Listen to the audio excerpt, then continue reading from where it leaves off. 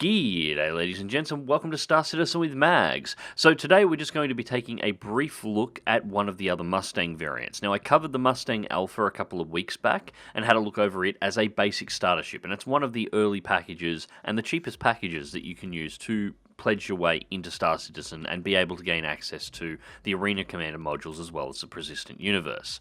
Today we're taking a look at the Mustang Beta. Now the Mustang Beta is a very slight upgrade on the Alpha ship.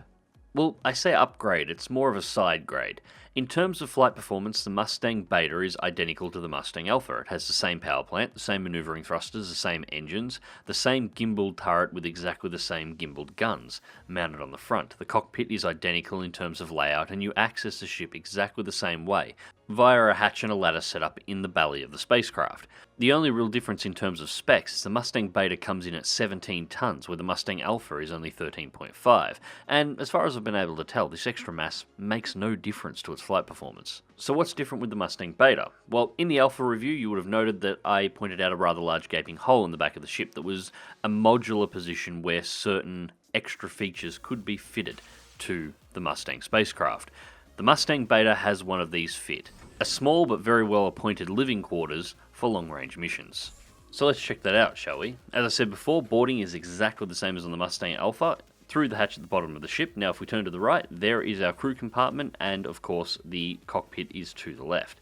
Now, looking at the appointments that are available in the crew cabin itself, first things first, behind this hatch here, we have a small space toilet, which is fully animated, as you can see. Door closes once you sit down. Now, I'm still not entirely sure what the toilets do in terms of gameplay. However, I have found this to be a fantastic position to sit down if you're planning on stowing away on one of these ships, as from the outside you are completely invisible. You cannot be seen. It actually makes me wonder exactly how far Chris Roberts is going to go in terms of simulating people. But anyways, let's move on to the rest of the ship. So directly on the opposite side of the toilet there is a small bed, but we'll come to that in just a moment. To the right hand side of the toilet there is a small kitchen area. It's very reminiscent of something of the inside of a caravan or a camper unit. I've seen this on quite a few spacecraft so far. It's currently nothing is modelled that you can activate in any of those. So then of course there is the bed, again fully animated and ready to go. Now the beds in Star Citizen are safe logout points. When flying a long range mission away from space stations or any other location that you may potentially be able to find a living quarters to log out in, these beds will allow you to log out in your ship in space and still be safe. If you're inside of a ship that does not have one of these available, you can still log out, but your ship will remain floating in space and could potentially be attacked while you're logged out. So to the end of the bed there is a cupboard or a locker setup. Currently you cannot do anything with it, but I imagine it will be set up like the lockers that already exist in Star Citizen, which you can use to change your outfits. And it appears we are getting boarded. Not too concerned at this point, they cannot actually take the ship. The controls are still locked for the moment.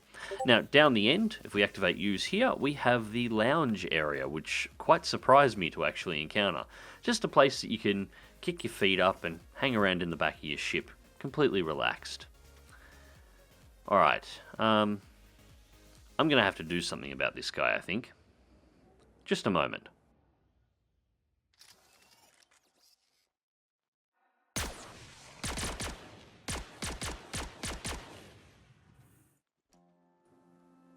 So, apologies for that interruption there. So, other than the addition of the crew compartment in the rear of the ship, the Mustang Beta is virtually identical to the Mustang Alpha. The extra 3.5 tons of weight comes completely from that crew compartment that is now mounted in the back. It's possible if somebody was to really run the performance numbers between these two ships under really fine detail, you would find that... Yes.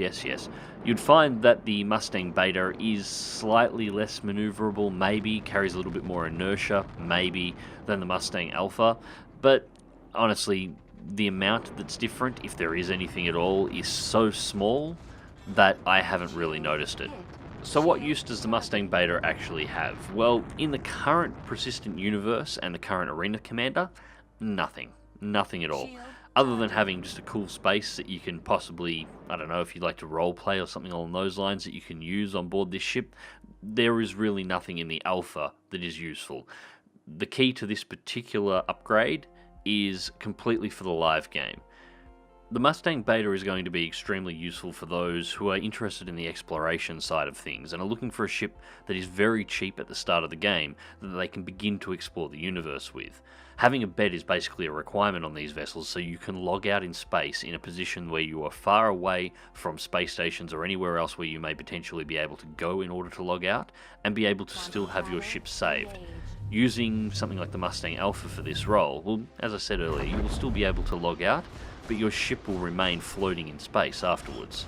In terms of cargo capacity, it's exactly the same as the Mustang Alpha, although if you are moving extremely valuable, extremely small loads at the very start of your early progression in Star Citizen, the extra crew compartment may be useful there as well, as it'll allow you to travel further and still keep your cargo safe if for some reason you have to leave the game. As for the other stuff, such as the toilet and so on, I'm not entirely sure how they will affect the game at this time, and I think the little lounge in the back of the ship is just for the cool factor more than anything else.